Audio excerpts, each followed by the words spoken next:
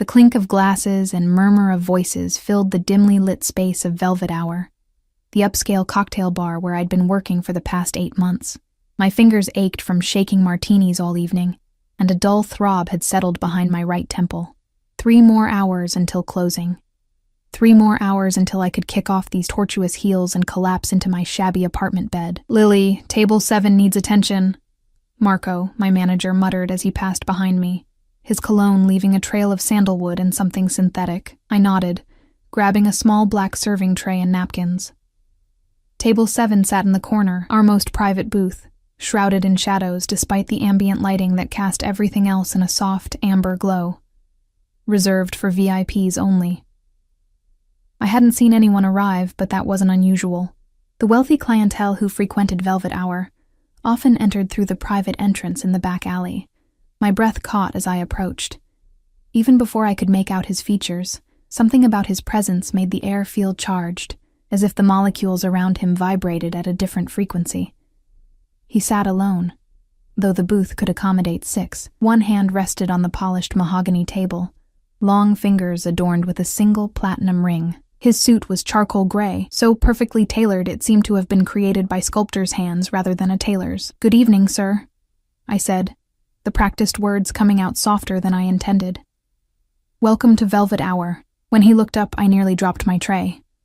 His eyes were the color of aged whiskey, amber with flecks of gold, and they held mine with an intensity that made my skin prickle. He couldn't have been more than 35, with sharp cheekbones and dark hair cut close at the sides but longer on top. A scar, thin as a paper cut, traced the line of his jaw. "Scotch. Neat. Whatever's most expensive," he said, his voice low and smooth like river stones. He didn't blink as he studied me, and I had the disconcerting feeling he was memorizing my face. "Yes, sir. Right away." I turned quickly, heart hammering against my ribs. At the bar, Marco was watching me, his expression tense. "Everything okay?" he asked, already reaching for the top-shelf Macallan. "Fine," I said, though fine felt like the wrong word. "Who is that? In booth 7? Marco's eyes darted toward the corner, then back to me. "Nobody you need to worry about. Just serve him quickly and don't linger." But as I carried the amber liquid back to the table, I couldn't help but wonder who this man was that had my usually unflappable manager looking so nervous. The stranger's gaze followed my approach, and when I set down his drink, his fingers brushed mine deliberately. "Thank you." His eyes dropped to my name tag. "Lily." The way he said my name made it sound like he was tasting it, and a shiver ran up my spine. I should have walked away then, should have returned to the safety behind the bar, but something held me there, like a moth hovering too close to a flame. "Will there be anything else, sir?" I managed. A ghost of a smile touched his lips.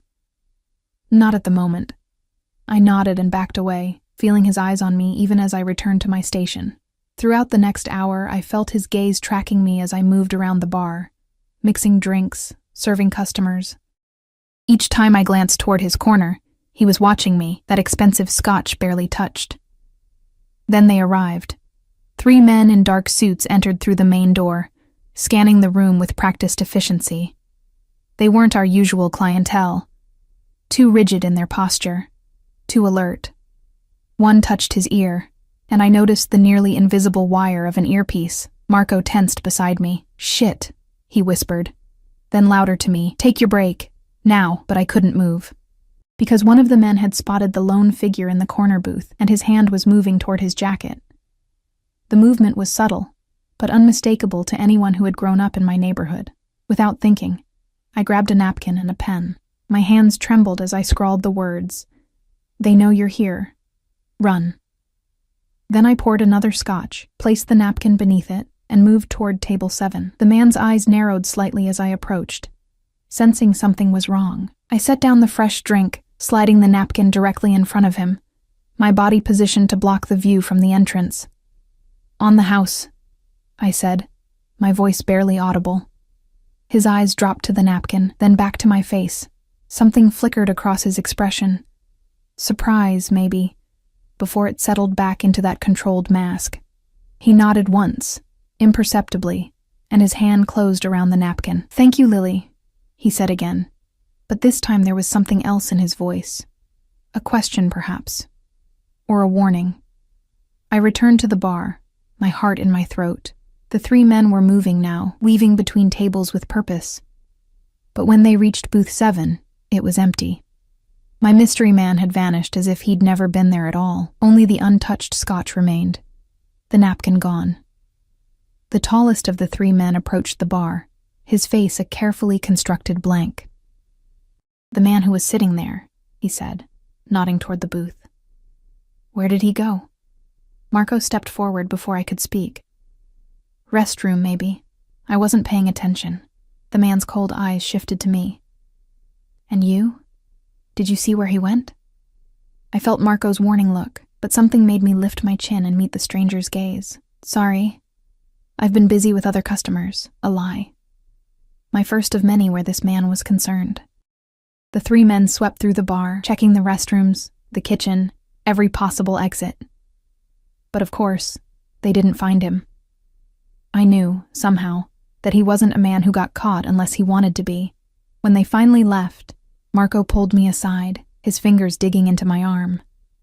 "What did you do?" he hissed. "Nothing. I just served him a drink." Marco's eyes narrowed. "Listen to me, Lily. That man is Alexander Volkov. He owns half this city and not the legal half. If you did anything to help him, those men will be back. And they won't be asking questions next time." Alexander Volkov. The name sent an electric current down my spine.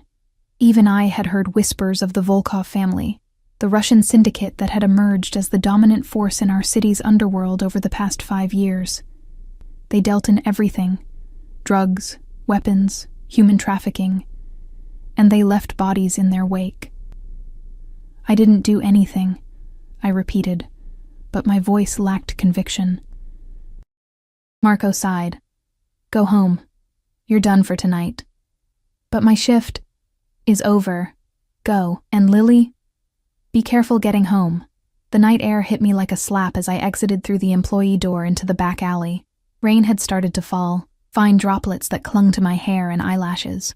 I pulled my thin jacket tighter around my shoulders and fumbled for my phone, thinking I'd call a rideshare instead of taking the bus.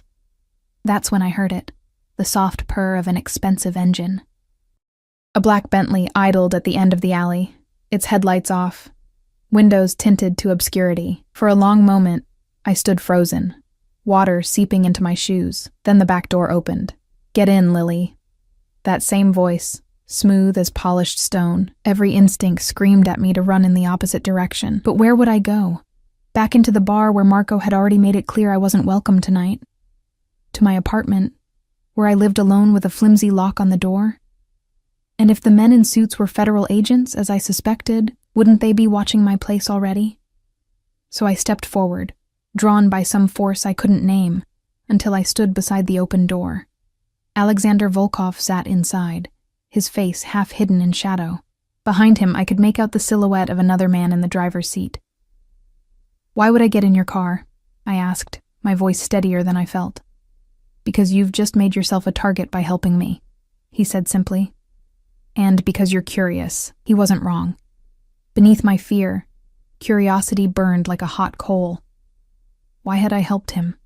A stranger, a criminal, a man who radiated danger like heat. "I don't even know you," I said. "But you will." He shifted slightly, and the interior light caught the gleam of his eyes. "They'll be watching your apartment tonight, your workplace tomorrow, your friends, your family." My stomach dropped. My younger sister, Mia, living in the dorms across town. My mother in her nursing home. Would they really go after them because of a napkin? "Who are they?" I asked. "FBI. Special task force created specifically to bring down my organization." He said it matter-of-factly, as if discussing the weather. "Get in, Lily. I don't like the rain." I should have walked away. Should have taken my chances. But in that moment, standing in the rain with my feet aching and fear crawling up my spine, I made a choice that would alter the course of my life forever. I got in. The door closed with a soft thud that felt like the period at the end of one chapter and the beginning of another. The interior smelled of leather and something spicy. His cologne, I realized. Up close, He was even more striking, all sharp angles and controlled power. "Drive, Victor," he said to the man in front, then turned to me. "You're shivering." Before I could respond, he shrugged off his suit jacket and draped it over my shoulders. The warmth of his body lingered in the fabric, and it was heavier than I expected, weighted down by something in the inner pocket that I didn't want to identify. "I should thank you," he said, his eyes never leaving my face. "Not many people would risk themselves for a stranger." "I didn't do it for you," I said, finding a spark of defiance. "Those men, they had guns. I didn't want violence in our bar." A smile curved his lips, revealing a dimple in his left cheek that softened his face unexpectedly. "A humanitarian, then. Where are you taking me?" I asked as the car smoothly navigated the rain-slicked streets, moving away from the familiar grid of downtown toward the waterfront. "Somewhere safe." "Safe for whom?" His smile widened, revealing white teeth. "You ask good questions, Lily." He paused. "What's your last name?" "Chen," I said, then immediately regretted giving him that piece of myself. "Lily Chen." He tested the name, much as he had with my first name earlier. "Beautiful. Like the flower." The car turned onto a private drive that wound up toward a modern glass and steel structure perched on the cliffside, overlooking the bay. Security gates parted silently for us, and armed men stood at attention as we passed. "This is your house?" I asked, unable to keep the awe from my voice. "One of them." The car stopped at the entrance, where more men in suits waited under the shelter of a modernist portico. One opened my door, his eyes carefully averted as I stepped out, still wearing Alexander's jacket. "Welcome to my home, Lily Chen," Alexander said, suddenly beside me, his hand at the small of my back as he guided me inside. "I suspect we have much to discuss." The foyer opened into a vast living area, all sleek lines and minimalist furnishings, with floor-to-ceiling windows that would have offered spectacular views of the bay in daylight. Now they reflected only our silhouettes against the night. "Are you hungry?" he asked, moving to a bar cart that held an array of crystal decanters. I shook my head, though I couldn't remember the last time I'd eaten. "I want to know what's going on. Why were those men looking for you? Why did you bring me here? When can I go home?" He poured 2 glasses of amber liquid, handed one to me, then took a seat on a white leather sofa, gesturing for me to join him. I remained standing. "Those men," he said, swirling his drink, "are part of a joint task force that's been trying to build a case against me for the past year. Someone tipped them off about my meeting tonight." His eyes narrowed. "Someone who will regret that decision." A chill ran through me. "And me? Why am I here?" "You warned me. That makes you either an ally or a liability." He took a sip of his drink, studying me over the rim of his glass. "I haven't decided which yet." The implication hung in the air between us. If he decided I was a liability... "I'm nobody," I said quickly. "A bartender. I don't know anything about you or your business. I just didn't want to see someone get hurt." "Nobody," he repeated thoughtfully. "I disagree. You're someone who acts on instinct. Someone brave, someone who sees more than they let on." He set down his glass. "And now you're someone who's seen my face, my home, and has a name to put to both. That makes you very much somebody, Lily Chen." I slept fitfully in a guest bedroom, larger than my entire apartment, haunted by dreams of men in dark suits and amber eyes watching me from shadows. When I woke, sunlight was streaming through floor-to-ceiling windows, illuminating unfamiliar surroundings. For a moment, I couldn't remember where I was or how I'd gotten there. Then it all came rushing back: the napkin, the warning, the rain-slicked ride to this cliffside fortress. A soft knock at the door made me bolt upright. I was still wearing my clothes from the night before, though someone had removed my shoes. "Come in," I called, my voice hoarse with sleep. A young woman entered, carrying a tray. She couldn't have been more than 20, with pale blonde hair pulled into a severe bun and watchful blue eyes. She wore a simple black dress that looked expensive despite its plainness. "Mr. Volkov asked me to bring you breakfast," she said, setting the tray on a sleek console table by the window. "And these." She gestured to a stack of neatly folded clothes beside a shoebox. "He thought you might want to freshen up." "Thank you," I said, sliding out of bed. "I'm Lily." She nodded once, her expression carefully blank. "I know who you are. I'm Irina, Mr. Volkov's assistant." Is he here?" I asked, approaching the tray where steam rose from a carafe of what smelled like freshly brewed coffee. "He had business to attend to this morning. He'll return this afternoon." Irina moved to the door, then hesitated. "The bathroom is through there. You'll find everything you need. Mr. Volkov has also instructed me to show you around once you're ready, for security purposes." Security purposes. The phrase sent a shiver down my spine. Was I a guest or a prisoner? "When can I go home?" I asked. The question that had been gnawing at me since I'd gotten into that black Bentley. Something flickered across Irina's face. Pity, perhaps. That's for Mr. Volkov to decide. She closed the door softly behind her. I sank onto the edge of the bed, mind racing. I needed to call my sister, check on my mother, let my roommate know I was okay. But my phone was dead, and I didn't see a charger anywhere. I was cut off, isolated in this beautiful prison with its panoramic views and silent staff. The coffee was perfect, rich and fragrant, accompanied by pastries still warm from the oven. The clothes fit as if they'd been made for me.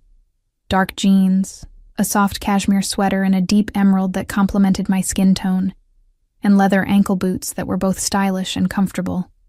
How had he known my size? The thought made me uneasy, but I pushed it aside as I stepped into the ensuite bathroom. It was a shrine to luxury, marble and glass with a rainfall shower, and a soaking tub positioned to take advantage of the ocean view.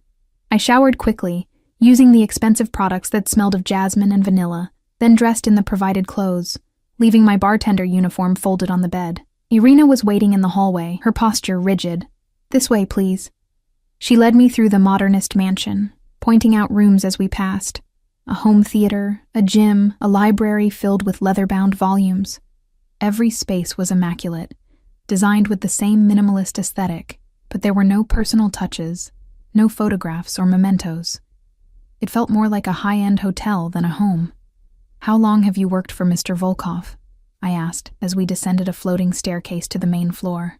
3 years, she replied without elaboration. "And what exactly does he do?" I ventured. Irina stopped, turning to face me with a look that was both warning and appraisal. "Mr. Volkov has many business interests, import-export, real estate, nightlife. It's not my place to discuss them." She hesitated. "And if I were you, I wouldn't ask him either." We continued the tour in silence. The lower level opened onto a terrace with an infinity pool that seemed to merge with the ocean beyond. 2 men in suits stood at opposite ends of the property, their attention focused outward. Guards, not guests. "Am I allowed outside?" I asked, gesturing to the terrace. "The grounds are secure. You may use the pool and gardens, but don't approach the perimeter fencing. The security team has been instructed to intervene."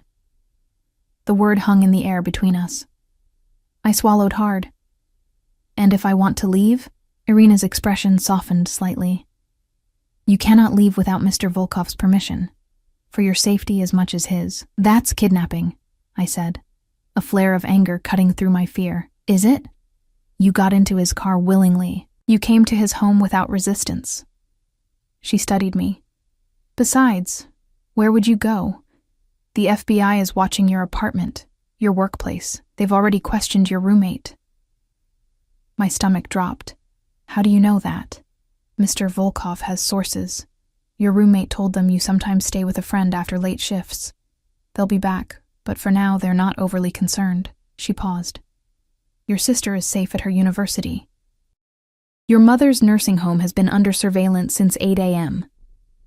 The casual way she mentioned my family made my blood run cold. "If he hurts them, Mr. Volkov has no interest in your family," Irina cut in. "He's merely monitoring the situation. The FBI's interest in you will fade if they find nothing suspicious. And how long will that take?" "That depends on how valuable you prove to be." Before I could ask what she meant, the distant sound of a car engine caught our attention. Irina checked her watch, her posture straightening. "Mr. Volkov has returned earlier than expected. Come." We returned to the main level, just as Alexander Volkov strode through the front door, flanked by two men I recognized from the previous night. His presence immediately filled the space, commanding attention without effort. He'd changed into a different suit, navy blue this time, with a subtle pattern that caught the light as he moved. His eyes found mine immediately, and something in his expression shifted. "Lily, you look rested." His gaze traveled over the clothes he'd provided, lingering in a way that made heat rise to my cheeks despite my fear. "Mr. Volkov," I acknowledged, lifting my chin. "When can I go home?" A smile played at the corner of his mouth. "Direct. I like that." He turned to Irina. "Have the chef prepare lunch for 2 on the West Terrace. We'll join shortly." Irina nodded and disappeared, leaving me alone with Alexander and his silent guards. "Walk with me," he said, extending his hand toward a hallway I hadn't explored with Irina. I hesitated, then followed without taking his offered hand. He dropped it smoothly, as if my refusal was of no consequence, and led me down a corridor lined with what appeared to be original artwork, modern pieces with bold splashes of color that stood out against the otherwise monochromatic decor. "Did you sleep well?" he asked, his voice casual, as if we were old friends rather than captor and captive. "As well as can be expected when you've been kidnapped," I replied. He chuckled, the sound surprisingly warm. "You're not a prisoner, Lily." "Really?" "Because your assistant made it very clear I can't leave." We reached the end of the hall where double doors opened into a study. Floor-to-ceiling bookshelves lined 2 walls, while the third was glass, offering another spectacular view of the ocean. A massive desk dominated the space, its surface clear except for a laptop and a crystal tumbler half filled with amber liquid. Alexander closed the door behind us and moved to lean against the desk. "Sit, please," he said, gesturing to one of 2 leather chairs facing the desk. I remained standing. "I want to go home, and you will, when it's safe." He crossed his arms, studying me. "You've put yourself in a precarious position, Lily Chen. The FBI now believes you're connected to me. They've traced your background, interviewed your associates. They know about your sister at Berkeley, your mother in Sunny Oaks Care Center. They're building a profile." My heart raced. "Because of a napkin? That's insane. Because you disappeared the same night I did. Because Marco told them you left abruptly after I did. Because..." He pushed away from the desk, moving toward me with fluid grace. "You're interesting. A bartender with no criminal record, no apparent connection to my world, who nevertheless warned a known criminal of danger. That makes them curious. And curiosity can be dangerous." He was standing too close now, close enough that I could smell his cologne and see the flecks of darker amber in his eyes. I took a step back. "So what happens now?" I asked, hating the tremor in my voice. "Now we wait. My people are feeding misinformation through channels the FBI monitors. In a few days, they'll believe you were simply in the wrong place at the wrong time, a naive bartender who didn't recognize the dangerous man she was serving." His lips curved. "Then you can return to your life." Just like that? Just like that. But there was something in his eyes that made me doubt it would be so simple. "And what do you want from me in return?" His smile widened. "Smart girl. Always looking for the catch." He returned to his desk, opened a drawer, and removed a file folder. "I did some research on you, Lily Chen. 26 years old. Parents immigrated from Taiwan before you were born. Father died when you were 14. Car accident. Mother suffered a stroke 3 years ago and requires full-time care. You dropped out of nursing school to support her and your sister." He closed the file. "You work 2 jobs to make ends meet. The bar 4 nights a week, and a coffee shop 3 mornings. You're drowning in medical bills and student loans." Each fact landed like a physical blow. He'd stripped away my privacy, laid bare the struggles I'd worked so hard to hide behind a smile as I served drinks to people who spent more on a night out than I made in a month. "What do you want?" I repeated, my voice barely audible. Alexander studied me for a long moment.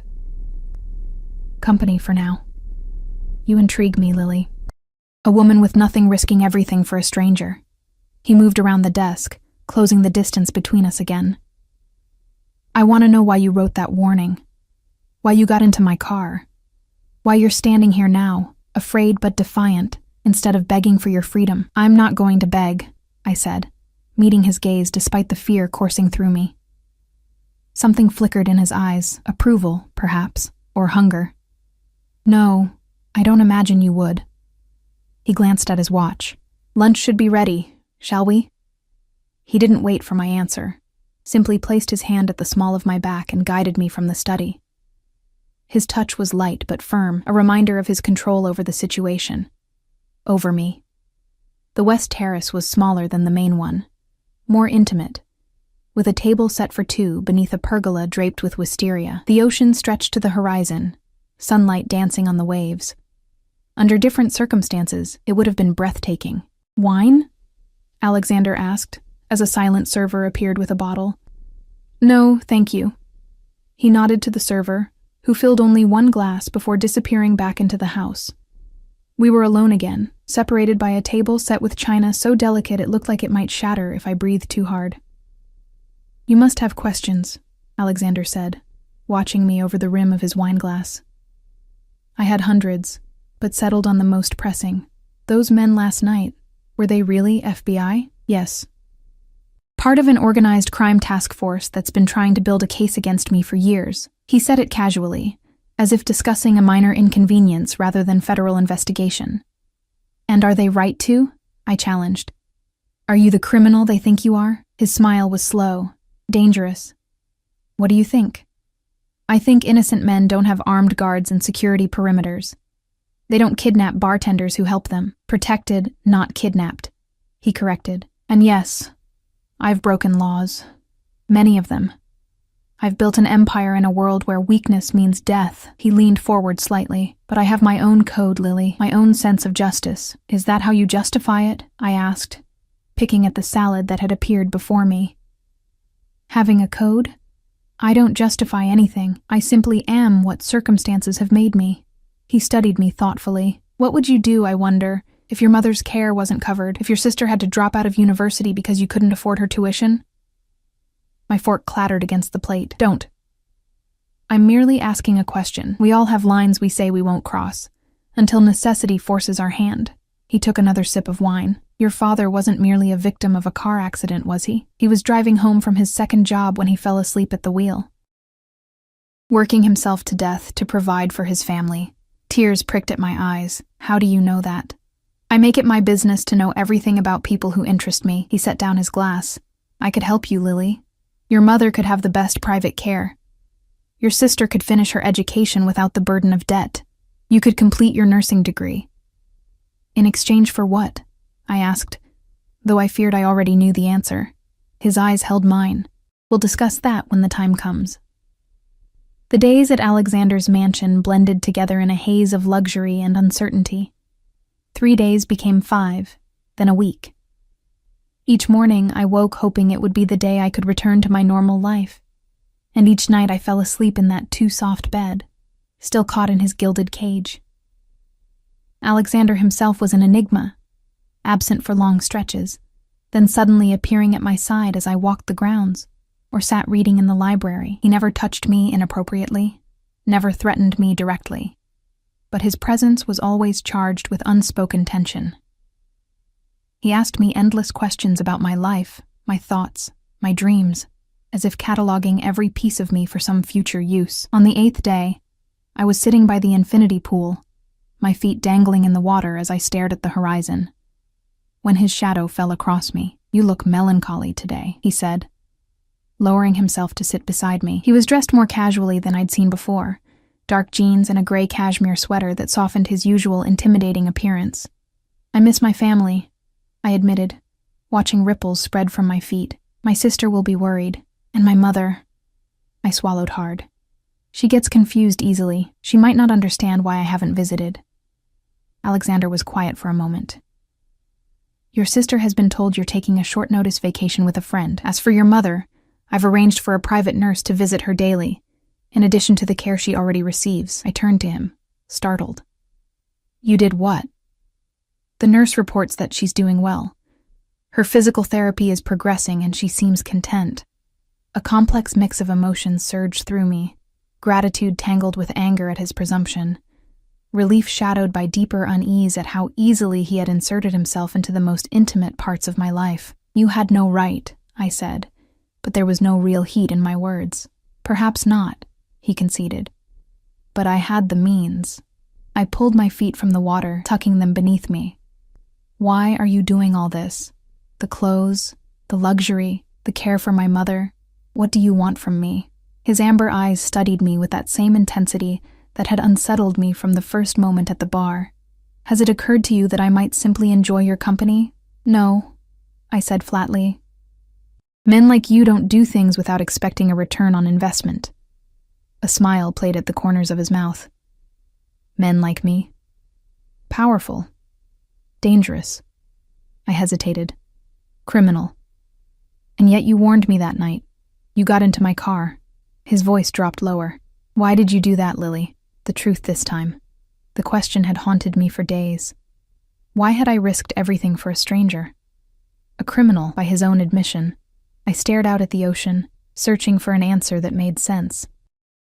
"I don't know," I finally said. "It was instinct. I saw those men, saw the way the one reached inside his jacket, and I just reacted." "You have good instincts," he said softly. "They've served me well." A chill ran down my spine despite the warm sun. "When can I go home, Alexander? Really go home, not just promises." He was silent for so long I thought he might not answer. Then he sighed. A surprisingly human sound from someone who seemed more than human in many ways. "Tomorrow," he said. "My sources indicate the FBI has moved on to more pressing targets. They've classified you as a non-entity in their investigation." Relief flooded through me, followed immediately by a confusing pang of, what? Disappointment? The thought was so absurd I pushed it away. "Thank you," I said, the words inadequate for the tangle of emotions inside me. "But I have a proposition for you first." He shifted to face me fully, his expression suddenly serious. "A job offer of sorts," I tensed. "I'm not going to work for your organization," he laughed, the sound surprisingly genuine. "I'm not asking you to become a criminal, Lily. I'm offering you a legitimate position. I own several businesses in the city, including a high-end private club called the Ivory Room. We need a new bar manager. The hours are reasonable, the pay is excellent, and you'd have full benefits, including health insurance that would cover your mother's care." I stared at him, waiting for the catch. "Why would you offer me that?" "Because you're qualified, because I trust you, and because—" His eyes held mine. "I'm not ready to never see you again." The intensity of his gaze made something flutter in my chest. "I don't know anything about managing a bar." "You know more than you think, and you'd have support, training." He reached out, his fingers brushing my hand so lightly I might have imagined it. "Say yes, Lily." I should have refused, should have demanded to be taken home and never look back. But the thought of returning to my old life, the crushing debt, the endless shifts, the worry about my mother's care, made my resolve waver. "I need to think about it," I said finally. He nodded once, as if he'd expected nothing less. "Of course. You have until tomorrow to decide." He stood in one fluid motion. "In the meantime, I thought you might want this." He pulled something from his pocket and handed it to me. My phone. "Fully charged. Your sister has texted several times. Your roommate as well." He hesitated. "I've had my people ensure it's secure, but I'd advise against mentioning me or your time here." I clutched the phone, overwhelmed by this small piece of my normal life returned to me. "Thank you." He studied me for another moment, then turned and walked back toward the house, leaving me alone with my thoughts and my restored connection to the world. I spent hours texting with my sister and roommate, crafting careful half-truths about a spontaneous trip with an old friend. I called the nursing home to check on my mother, relieved to hear she was doing well, better than usual according to the staff, thanks to the extra attention from the mysterious private nurse Alexander had arranged. That evening, I was summoned to dinner in the formal dining room, a space we hadn't used during my stay. I found Alexander waiting at the head of a table set for two with candles and fresh flowers. He rose as I entered, his eyes taking in the dress I'd chosen from the wardrobe he'd provided. A simple black sheath that somehow managed to be both elegant and understated. "You look beautiful," he said, pulling out a chair for me. "Thank you," I murmured, taking my seat as a server appeared with wine. This time, I accepted a glass, needing its calming effect. "Have you thought about my offer?" Alexander asked after the first course had been served, a delicate seafood appetizer I barely tasted. "I have questions," I said, setting down my fork. "This club, is it legitimate? No illegal activities?" "The Ivory Room is completely legitimate. Private membership, high-end clientele, politicians, celebrities, business leaders." He took a sip of wine. "What happens in my other businesses is separate. And I wouldn't be expected to participate in those other businesses?" His eyes darkened. "I would never ask that of you, Lily." "Why me? There must be dozens of experienced bar managers in the city." He considered me for a long moment. "Because you see me." "What does that mean?" "Most people see only what they expect. A dangerous man, a criminal, someone to fear or use or avoid. You saw beyond that from the first moment." His voice lowered. "You warned me without knowing who I was. You've been in my home for over a week, and not once have you tried to manipulate me or curry favor. You challenge me. You're refreshing." The sincerity in his voice caught me off guard.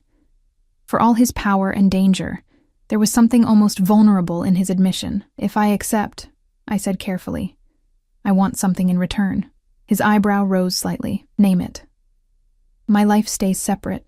No one follows me, monitors me, or interferes with my family. I work at your club, nothing more." "Agreed, with one condition." His eyes held mine. "You allow me to provide security for you and your family, discreet but present." "Why would I need security?" "Because you'll be associated with me, however peripherally. That creates risk." His expression hardened. "I protect what's mine, Lily." The possessive edge to his words sent a shiver down my spine. "I'm not yours." Something flickered in his eyes, a heat that made my breath catch. "Perhaps not, but you will be under my protection." Before I could respond, the doors to the dining room burst open. Victor, Alexander's driver and apparent right-hand man, strode in, his face tight with tension. "Sir, we have a situation," he said in a heavy accent, his eyes flicking briefly to me. Alexander's posture changed instantly, the brief vulnerability I'd glimpsed vanishing behind a mask of cold authority. "Excuse me, Lily," he said, rising smoothly. "Enjoy your dinner. I'll return shortly." But he didn't return. I finished my meal alone, then retreated to my room, more confused than ever about the decision I faced. Part of me knew accepting his offer would bind me to him in ways I couldn't fully understand. Yet another part, a part I was reluctant to acknowledge, was drawn to him, to his intensity, and the glimpses of something more complex beneath his dangerous exterior. I was still awake at midnight when a soft knock came at my door. Alexander stood in the hallway, his face drawn with tension, the perfect suit from dinner replaced with a black turtleneck and pants. "May I come in?" he asked, his voice rough with what sounded like exhaustion. I hesitated, then stepped back, allowing him into my temporary domain. He moved to the window, staring out at the moonlit ocean. "I apologize for leaving dinner," he said after a moment. "Business required my attention. Is everything okay?" I asked, surprised by my own concern. He turned, a ghost of a smile touching his lips. "You ask that as if you care." "Maybe I do," I admitted, surprising myself further. Something shifted in his expression. "There's been a complication with your return tomorrow." My heart sank. "What kind of complication?" "The FBI task force has received new information, false information, planted by a rival, suggesting you're more involved with my operation than previously thought." He ran a hand through his hair, a surprisingly human gesture of frustration. "They're planning to bring you in for questioning as soon as they locate you." "But I haven't done anything." Panic rose in my throat. "I can just tell them the truth, that I saw suspicious men and warned a customer. I didn't even know who you were." "The truth won't matter," he said softly. "They'll use you to get to me. They'll threaten charges, deportation for your mother, financial investigation into your sister's university funding. They'll apply pressure until you give them something, anything, they can use against me." Cold fear settled in my stomach. So I'm trapped here? No, he said firmly. I won't make you a prisoner, but I need to move you somewhere safer until this passes. Somewhere they won't look. Where? I have a property in Malibu. Private, secure. You'd be comfortable there while my people handle this situation. How long? A few weeks. A month at most. He moved closer, his eyes intent on mine. I know this isn't what you wanted, Lily, but I promise I will keep you safe. I sank onto the edge of the bed, my mind racing. And my family? Will they be safe? I have already increased security around them. Your mother's care facility now has 2 of my people on staff. Your sister's dormitory is being watched. His voice softened. No one will touch them. You have my word. His word. The word of a criminal. And yet, strangely, I believed him. When do we leave? I asked, resignation in my voice. Dawn. He hesitated, then sat beside me on the bed, keeping a careful distance between us. Pack whatever you want from what I've provided. Anything else you need can be arranged. I nodded mutely, too overwhelmed to speak. We sat in silence for a long moment, the moonlight casting shadows across the room. Why are you doing all this for me? I finally asked, the question that had haunted me since that first night. The truth this time. He studied me, his amber eyes unreadable in the dim light. Because from the moment you slid that napkin across the table, I knew you were different. His voice dropped lower, because when you look at me, you see Alexander, not just Volkov, not just the monster they've made me out to be. And if I'm not what you think, if I disappoint you, you won't, he said with a certainty that was both flattering and terrifying. He reached out slowly, giving me time to pull away, and brushed a strand of hair from my face. His fingers lingered at my cheek, warm against my skin. For a heartbeat, I thought he might kiss me. Part of me, a growing, insistent part, wanted him to. Instead, he stood, the moment broken. Try to get some sleep. We leave at 5. He moved to the door, then paused, looking back at me. Whatever happens, Lily, I will keep you safe. This I swear to you. After he left, I lay awake for hours, staring at the ceiling. I was being drawn deeper into his world, with each step forward making it harder to turn back. Yet even as fear and uncertainty churned within me, something else was taking root, a dangerous, inexplicable trust in a man the world called a monster. Dawn came too soon, gray light seeping through the windows as I packed the few belongings I'd accumulated during my stay. A soft knock at the door revealed Irina, her face as expressionless as ever. Mr. Volkov is waiting, she said simply. I followed her through the quiet house to the garage, where Alexander stood beside a different car than the Bentley, a sleek black Range Rover with tinted windows. His eyes found mine immediately, concern evident in his gaze. Did you sleep? He asked as I approached. Not much, I admitted. You can rest on the drive. He opened the passenger door for me. It's about 2 hours to Malibu. As I slid into the leather seat, I noticed the vehicle was empty except for us. No driver today? I thought you might prefer privacy. He closed my door and moved around to the driver's side. The garage door opened silently, revealing the pink-tinged sky of early morning. As we pulled out onto the winding cliff road, I glanced back at the glass mansion that had been my luxurious prison for the past week. Ahead lay more uncertainty, deeper entanglement with a man who lived in a world of shadows. Yet as Alexander drove with confident ease, one hand on the wheel and his profile sharp against the rising sun, I couldn't ignore the flicker of anticipation beneath my fear. Whatever lay ahead, I was no longer just a bartender struggling to stay afloat. I was something else, something connected to this dangerous, complex man beside me. For better or worse, my life had irrevocably changed the moment I wrote those words on that napkin. They know you're here. Run. The Malibu house was nothing like the modernist glass mansion we'd left behind. Nestled on a secluded stretch of coastline, it was a sprawling single story with weathered cedar siding and wide windows that captured the endless blue of the Pacific. More cottage than mansion, despite its obvious luxury. It's beautiful, I said, as Alexander guided the Range Rover down a private drive lined with twisted cypress trees. It was my mother's favorite place, he replied, his voice softer than I'd ever heard it before she died. The personal revelation caught me off guard. In all our conversations, Alexander had never mentioned his family. I'd assumed, like everything else about him, that his past was off limits. "I'm sorry," I said quietly. He nodded once, a barely perceptible acknowledgement, then pulled up to the front of the house where a middle-aged woman with salt and pepper hair waited on the porch. "Mrs. Kendrick?" Alexander greeted her as we exited the car. "Thank you for preparing the house on such short notice." "Of course, Mr. Volkov." Her eyes moved to me with undisguised curiosity. "Everything is ready as you requested."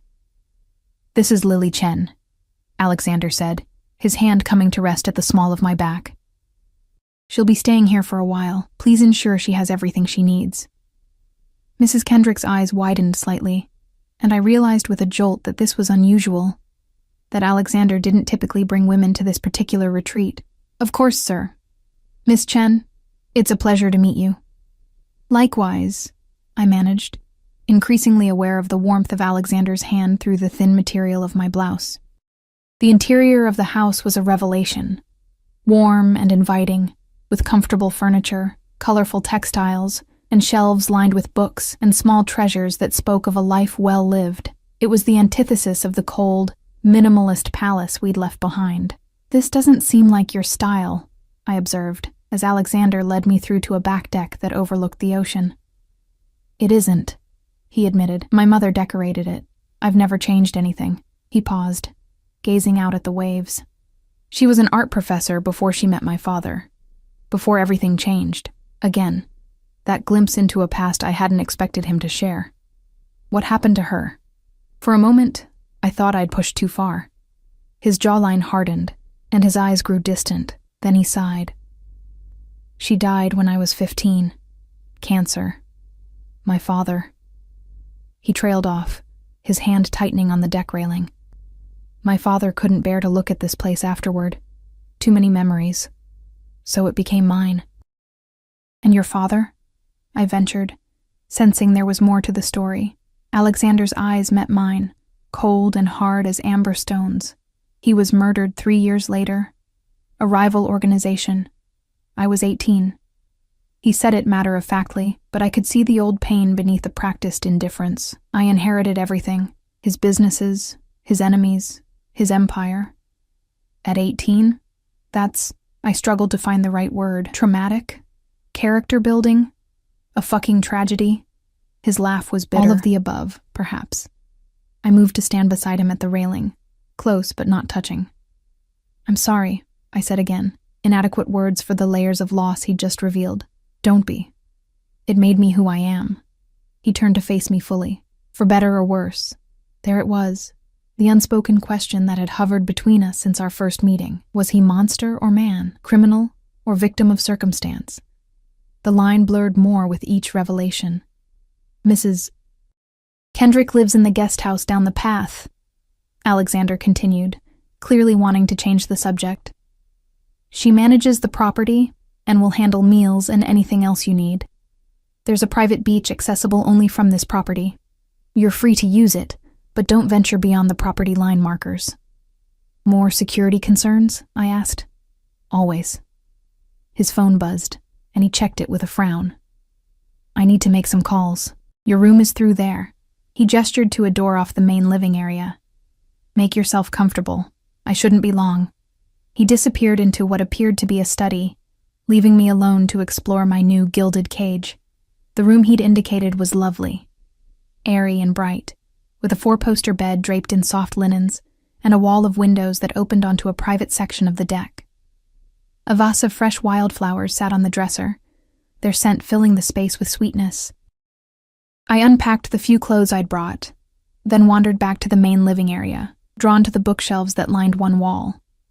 Unlike the curated, untouched collection in his other home, these shelves held well-worn volumes, classics mixed with poetry, art books, and what appeared to be journals. I ran my fingers along the spines, wondering which had been touched by his mother's hands, which by his. One book caught my eye, a collection of Russian poetry with a faded silk bookmark protruding from its pages. I carefully pulled it from the shelf and opened it to the marked page. The poem was in Cyrillic, incomprehensible to me, but in the margin was a note written in delicate handwriting. For my Sasha, who carries the weight of worlds, remember to find beauty in small moments. Mama. Sasha, a diminutive of Alexander, a name from a time before he became Volkov, the feared criminal mastermind. That was her favorite. His voice came from behind me, making me jump. I hadn't heard him approach. I'm sorry. I shouldn't have. It's all right. He moved closer, gently taking the book from my hands. She read this to me every night when I was young. Before we left Russia. Before my father's business took precedence over everything else. His finger traced the handwritten note. She called me Sasha, until the day she died. No one has called me that since. The vulnerability in his voice made my heart ache. What does the poem say? He looked at me for a long moment, then began to read in Russian, the words flowing like dark honey. When he finished, his eyes remained on the page. It's about finding light in darkness, he translated softly. About how even the smallest flame can guide you home through the longest night. Something shifted between us in that moment. A barrier falling, revealing the man beneath the carefully constructed facade of power and control. I reached out without thinking, my fingers brushing his. Thank you for sharing that, I said. His eyes met mine, and for a heartbeat, I thought I saw something like longing in their depths. Then his phone buzzed again, breaking the moment. I have to go, he said, closing the book and returning it to its place on the shelf. Business in the city. I'll be back tomorrow. Disappointment washed through me, surprising in its intensity. Is everything okay? Nothing for you to worry about. His expression had closed again. The brief vulnerability tucked away behind his usual controlled mask. Mrs. Kendrick will check on you. The security team is stationed at the perimeter. You won't see them, but they're there. He turned to leave, then paused. Lily, he said without looking back, I'm sorry you've been drawn into this, into my world. Are you? I asked, not sure if I believed him. Now he did turn, his eyes searching my face. Yes and no. I regret the danger it's put you in. But I don't regret meeting you. With that, he was gone, leaving me alone with the echo of his words and the lingering scent of his cologne.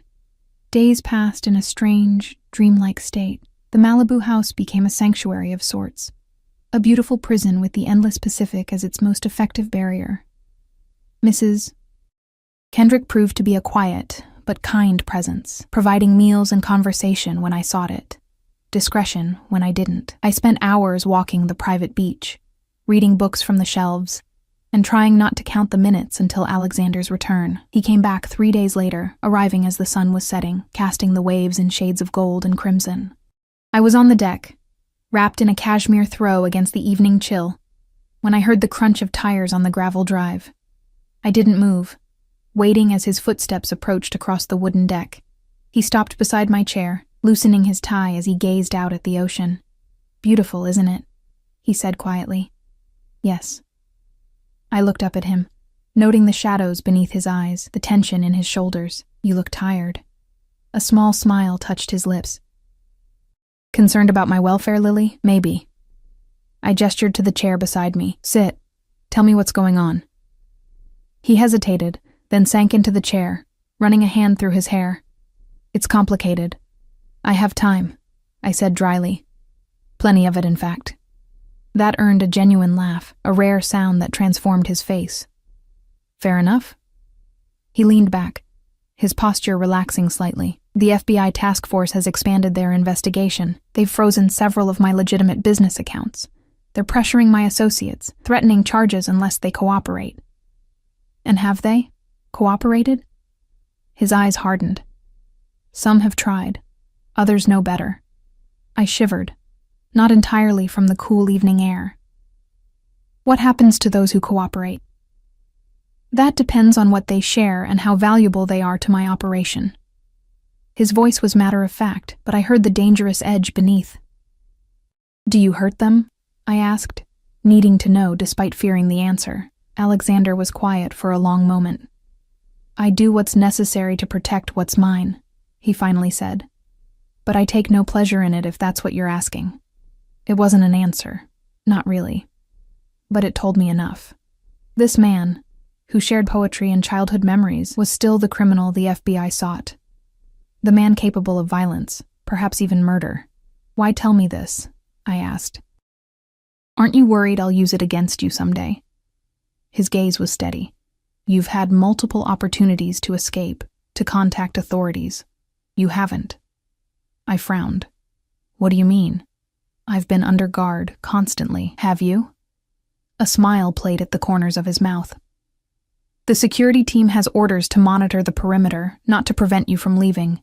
Your phone has been unrestricted since we arrived. There's a car in the garage with keys in the ignition. You could have left at any time. The revelation stunned me. I didn't know. Precisely. You were testing me, I realized, anger flaring, seeing if I'd run. I prefer to think of it as trusting you to make your own choice. He leaned forward, his eyes intense. And you chose to stay. Had I? I hadn't even considered leaving. Had assumed I was as much a prisoner here as I'd been at his other home. But he was right. I hadn't tried to escape, hadn't even thought to check if the car in the garage had keys. Why did you stay, Lily? He asked softly. The question hung between us, demanding an answer I wasn't sure I had. Why had I stayed? Fear? Stockholm Syndrome? Or something more complicated, an attraction to this dangerous, complex man that I'd been denying even to myself? I don't know. I whispered. He reached out, his fingers grazing my cheek. I think you do. His touch sent electricity through me, awakening feelings I'd been fighting since that first night at the bar. I should have pulled away. Instead, I leaned into his palm, my eyes closing briefly at the contact. This is dangerous, I murmured. Everything about me is dangerous, he agreed, his voice rough. But I would never hurt you, Lily. You must believe that. And strangely, I did. Despite everything I knew about him, despite the criminal empire he commanded and the violence he was capable of, I believed that Alexander Volkov would never harm me. I believe you, I said, opening my eyes to find his face closer than before, his gaze dropping to my lips. May I? He asked, his voice barely audible above the crash of waves below. In answer, I closed the distance between us, pressing my lips to his. The kiss was gentle at first, tentative, but quickly deepened as his hand slid to the back of my neck, drawing me closer. He tasted of expensive scotch, and something uniquely him, intoxicating in its intensity. When we finally broke apart, both breathing heavily, his eyes were darker than I'd ever seen them, desire evident in their depths, but there was something else too, a vulnerability, a question. Are you sure about this? He asked, his thumb tracing my lower lip. Once we cross this line, Lily, there's no going back. I knew he was right. This wasn't just about physical attraction or the strange intimacy of our forced proximity. This was about choosing to align myself with him, with all that entailed. It was a dangerous precipice, and once stepped off, there would be no returning to the safe, mundane life I'd known before. I'm sure, I said, surprising myself with the certainty in my voice. I want this. I want you. His answering smile was both tender and predatory, a combination that sent heat pooling low in my belly. He stood, drawing me up with him, and led me inside, through the living room to my bedroom. At the threshold, he paused. You can still change your mind, he said, his fingers entwined with mine. In answer, I pulled him into the room, closing the door behind us. What followed was unlike anything I'd experienced before. Alexander was both passionate and controlled, his hands and mouth exploring my body with a reverence that made me feel worshipped. He whispered my name like a prayer, his usual composure unraveling as we moved together in the darkness, illuminated only by moonlight streaming through the windows. Afterward, he held me against his chest, my head tucked beneath his chin, his heartbeat steady beneath my ear. His body was a map of scars. Some I could identify as bullet wounds or knife cuts, others more mysterious. I traced them gently, each one a testament to the dangerous life he led. What happens now? I asked into the darkness, not sure if I meant in the immediate future or in the broader sense. His arms tightened around me. Now you're mine to protect, he said, his voice rough with emotion. And I protect what's mine, Lily, with everything I have. The possessiveness in his tone should have frightened me. Instead, it sent a thrill through me, a sense of belonging I hadn't realized I'd been missing. "And what am I to you?" I dared to ask. "A distraction? A conquest?" He shifted, propping himself up on one elbow to look down at me, his expression serious in the dim light. "You're the woman who saved my life with a napkin and 7 words. The woman who sees past the monster to the man beneath." His finger traced the line of my jaw. "You're becoming essential to me, Lily Chen. And that terrifies me more than any FBI task force." The raw honesty in his voice left me breathless. I reached up to touch his face, feeling the slight stubble along his jaw. "I'm scared too." "We should be," he said with a wry smile. "This complicates everything. Do you regret it?" I asked, suddenly uncertain. "No," he said without hesitation. "Whatever comes, I won't regret this night." He kissed me again, more gently this time. "Try to sleep. We'll talk more in the morning." I drifted off in his arms, feeling safer than I had any right to in the embrace of a man the world called dangerous. The last thing I remembered before sleep claimed me was his lips against my hair, murmuring something in Russian that sounded like a promise. Morning light streamed through the windows when I woke, alone in the rumpled bed. For a moment I wondered if I'd dreamed the previous night, the confessions, the passion, the feeling of Alexander's arms around me as I drifted to sleep. Then I spotted the note on the pillow beside me, written in his precise handwriting. "Had to make some calls. Coffee on the deck." I smiled, tracing my finger over his initial. Such a normal, domestic gesture from a man whose world was anything but normal.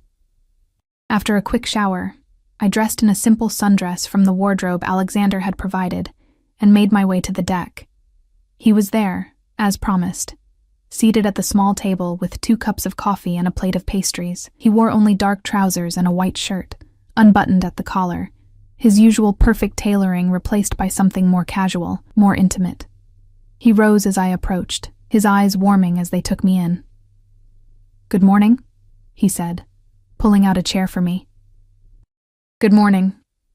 I sat, suddenly shy despite the intimacies we'd shared just hours before. "You're up early."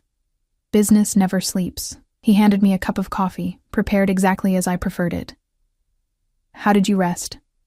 "Well," I said, a blush heating my cheeks as memories of the previous night flooded back. "Very well." A smile played at the corners of his mouth. "Good."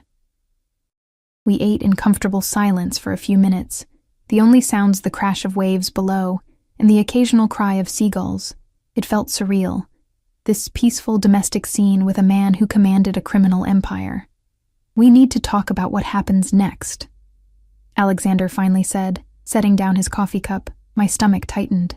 "That sounds ominous." "Not ominous. Practical." He reached across the table to take my hand. "My feelings for you don't change the reality of my life, Lily. The FBI investigation is intensifying. My rivals sense weakness and are moving to exploit it. It's becoming increasingly dangerous to be associated with me. I'm already associated with you," I pointed out. "I have been since that night at the bar." "Yes, but last night changed things." His thumb traced circles on my palm, sending shivers up my arm. "Before, you were a bystander, caught in circumstances beyond your control. Now I've made a choice," I finished for him. He nodded, his expression solemn. "And that choice has consequences." Fear curled in my stomach, but I pushed it aside. "Tell me." Alexander sighed, running his free hand through his hair. "I've built my life around walls, Lily. Compartments. Nothing and no one overlaps. It's how I've survived, how I've protected the few people I care about. And now I've breached those walls," I said quietly. "In ways I never anticipated." His eyes held mine, intense and searching. "I can't change who I am or what I do, but I can offer you protection, security. I can ensure your family is taken care of, that you want for nothing." "In exchange for what?" I asked, echoing the question I'd posed days earlier in his study. "In exchange for accepting the limitations of loving a man like me," he said simply. "Limited time, limited freedom, limited safety. Loving." The word hung between us, unacknowledged but present. Was that what this was? This pull? This connection that defied logic and self-preservation? What about my life? I asked. My job, my apartment, my friends? You can return to them, if that's what you want. The bar management position at the Ivory Room is still yours if you desire it. He hesitated. But you would need to be careful, discreet about our relationship. And you would always have security. Men watching over you, whether you see them or not. A gilded cage, I murmured. A protected life, he countered. With as much freedom as I can safely give you. I pulled my hand from his, rising to move to the railing. The ocean stretched endlessly before me, wild and free in ways I suddenly feared I might never be again. And if I can't accept those limitations? I asked without turning. If I want more than stolen moments and shadows? I heard him rise, felt his presence behind me, though he didn't touch me. Then I would let you go, he said, his voice rough with emotion. I would ensure you and your family were financially secure for life. I would make certain the FBI understood you were never involved in my business, and I would never contact you again. The thought of never seeing him again sent a physical pain through my chest. I turned to face him. Is there no middle ground? No way for you to, I don't know, go legitimate? A sad smile touched his lips. I've been in this life since I was 18, Lily. The legitimate businesses I own are built on a foundation of blood and violence. I have enemies who would never let me walk away. Rivals who would see any attempt to go clean as weakness to be exploited. He shook his head. There is no retirement plan for men like me. Then what future can we have? I asked, blinking back unexpected tears. He reached up to cup my face, his thumb brushing away a tear that had escaped. A complicated one. A dangerous one. But one with moments of beauty and passion that most people never experience. His eyes held mine. I can't promise you safety or normalcy, Lily, but I can promise you will never be bored. Never be unloved. Never want for anything I have the power to give you. Unloved. There it was again. That word that changed everything. Do you love me, Alexander? I asked, needing to hear him say it. He was quiet for a long moment, his amber eyes searching mine. I didn't believe I was capable of love anymore. He finally said, not after everything I've done, everything I've become, but what I feel for you. He took a deep breath. Yes, Lily, I love you. God help us both, but I do. I closed my eyes, letting his words wash over me. It was madness. Falling in love with a criminal, a man who lived in shadows and danger. But in the short time I'd known him, Alexander had shown me more of himself, more honesty and vulnerability than anyone else in my life. I love you too, I whispered, the truth of it settling into my bones, even as I spoke the words. And it terrifies me. His arms encircled me, pulling me against his chest. It should. He murmured into my hair, loving me is the most dangerous thing you'll ever do. We stood like that for a long moment, the sound of waves filling the silence between us. Then his phone buzzed in his pocket, the intrusion of reality into our private world. He checked it with a frown, his expression darkening. I need to make a call, he said, pressing a kiss to my forehead. I'll be back shortly. I watched him stride back into the house, already sensing the change in him, the lover becoming the commander once again, shoulders straightening, jaw setting in hard lines. This was the reality of loving Alexander Volkov, these transitions, these compartments in his life that I would never fully penetrate. Could I live with that? With being kept separate from parts of him, with the knowledge of what he was capable of, with the constant danger, the secrecy, the limitations. I turned back to the ocean, searching for answers in its endless blue. My old life seemed impossibly distant now, the struggling bartender with crushing debt and fading dreams. Alexander offered security, passion, a kind of fierce love I'd never experienced before, but at what cost to my soul? I was still standing there when he returned nearly an hour later, his face grim, all traces of the tender lover erased by whatever business had required his attention. What's wrong? I asked, instantly alert to the tension radiating from him. We need to leave, he said, already moving toward the door. Now. Pack only what you need. Fear shot through me. What happened? He paused, conflict evident in his expression, the the desire to protect me from knowledge warring with the need to be honest. One of my associates has been compromised. He gave the FBI information about this property. They're coming here? Panic rose in my throat. Not yet, but soon. We have perhaps an hour. He moved to me, gripping my shoulders gently but firmly. Lily, listen to me carefully. This changes things. I need to disappear for a while. Go underground until this blows over. And me? I asked, already knowing the answer. Pain flickered across his face. You need to make a choice. Right now. Come with me, knowing that where I'm going there's no turning back. Or let me set you up somewhere safe, somewhere disconnected from me, where you can rebuild your life. Without you, I said, the words hollow in my chest. It would be safer for you, he admitted. The FBI would eventually lose interest if you have no connection to me. Your life could return to normal. Normal. The word had lost all meaning. How could I return to pouring drinks and counting tips after everything I'd experienced? How could I pretend Alexander Volkov had never existed, had never held me, loved me? How long would you be gone? I asked, searching for a third option, a compromise. Months, maybe longer. His hands tightened on my shoulders, and if I returned, things would be different. I would be different. More dangerous, I said, understanding dawning. You'd have to eliminate threats, reassert control. His silence was answer enough. If I came with you, I pressed, what would that mean? What would my life be? Shadows, he said honestly.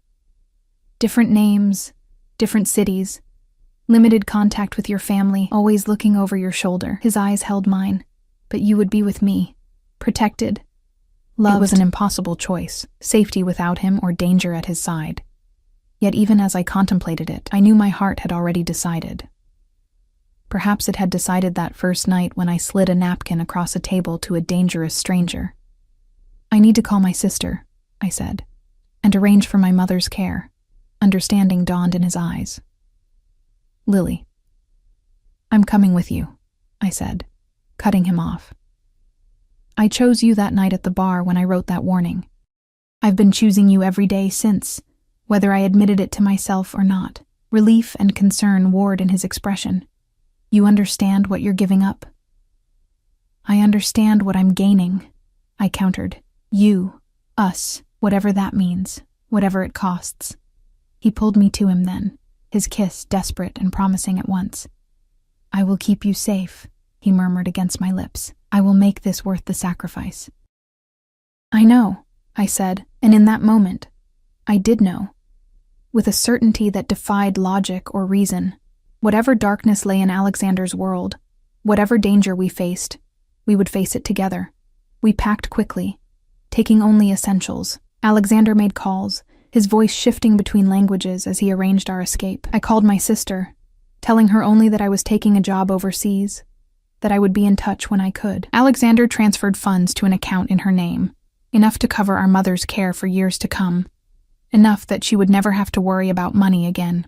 As we prepared to leave, Mrs. Kendrick appeared, her face calm despite the obvious urgency of our departure. The helicopter will be here in 20 minutes, Mr. Volkov, she said, handing him a small duffel bag. Everything you requested is inside. Thank you, Elena, he replied, using her first name for the first time in my hearing. You know what to do? She nodded once. Of course. Safe travels. Her eyes moved to me, something like approval in their depths. Take care of him, Miss Chen. He needs someone who sees him clearly. Before I could respond, she was gone, leaving me to wonder about her relationship to Alexander. Clearly more than just a housekeeper, perhaps a link to his mother or his past. The helicopter arrived exactly when promised, landing on the property's small helipad. As we approached, Alexander's hand firm around mine, he leaned close to speak over the roar of the rotors. Last chance to change your mind, he said, his eyes searching mine for any doubt. In answer, I pulled him down for a fierce kiss, pouring all my certainty and love into it. When we broke apart, his smile was both tender and dangerous, the perfect encapsulation of the man himself. We boarded the helicopter, strapping in side by side as the pilot, another of Alexander's seemingly endless supply of loyal employees, prepared for takeoff. As we rose into the air, I watched the Malibu house grow smaller below us, the Pacific stretching endlessly beyond. I was leaving behind everything I'd known, everything safe and predictable, for a life of shadows and danger with a man the world called a monster. But as Alexander's hand found mine, his thumb tracing circles on my palm in that now familiar gesture, I felt no regret, only a strange sense of coming home, of finding where I belonged. Perhaps I had always been meant for shadows rather than light, for complexity rather than simplicity. Perhaps Alexander and I were two broken pieces that somehow fit perfectly together. "Where are we going?" I asked, leaning close to be heard over the helicopter's noise. "First, to a private airfield. Then Switzerland, for a while at least." His eyes held mine. "After that, wherever is safest, together," I said, not a question, but an affirmation. His smile transformed his face. The dangerous criminal momentarily replaced by the man who had read Russian poetry by moonlight, who had whispered love against my skin. "Together," he agreed, raising my hand to his lips, "always." As the helicopter banked toward the mountains, leaving the coast behind, I thought about the napkin that had started it all. 7 words that had changed the course of both our lives. "They know you're here. Run." A warning that had become an invitation, a beginning rather than an end. I had been running from something all my life: poverty, failure, the crushing weight of responsibility. Now I was running toward something instead. Toward love. Toward a future both terrifying and exhilarating in its unpredictability. Alexander's arm wrapped around my shoulders, drawing me closer against his side. I rested my head on his shoulder, closing my eyes as the helicopter carried us away from our old lives and toward something new, something dangerous, something ours. Whatever came next. FBI investigations, rival organizations, the shadows of Alexander's world. We would face it together. I had made my choice, crossed the line from bystander to accomplice, from stranger to lover. There was no going back, only forward into the beautiful darkness we would navigate together. For the first time in my life, I felt truly free, not despite the danger and constraints of loving Alexander Volkov, but because of them. In choosing him, I had chosen myself, the woman strong enough to stand beside a dangerous man, to love him despite his darkness, perhaps even because of it. As the helicopter flew higher, leaving the past behind, I felt Alexander's lips brush my temple, his voice soft against my ear. "Ja lubię ciebie, moja Lily. Vzegda." I love you, my Lily. Always. I didn't need to understand the words to feel their truth, their promise. In that moment, speeding toward an uncertain future with a man who commanded both fear and loyalty, I knew with perfect clarity that I was exactly where I was meant to be. The bartender who had written a warning on a napkin was gone, replaced by a woman who had found her strength in the most unexpected place, in the arms of a man the world called dangerous, but who had shown me parts of himself no one else had ever seen. "I love you too," I whispered back, the words carried away by the roar of the rotors, but felt in the tightening of his arm around me, in the press of his lips against my hair. Whatever came next, we would face it together. The bartender and the mafia boss, bound by a napkin, by danger, by love. It wasn't a conventional happily ever after, but it was ours. And for now, for always, that was enough.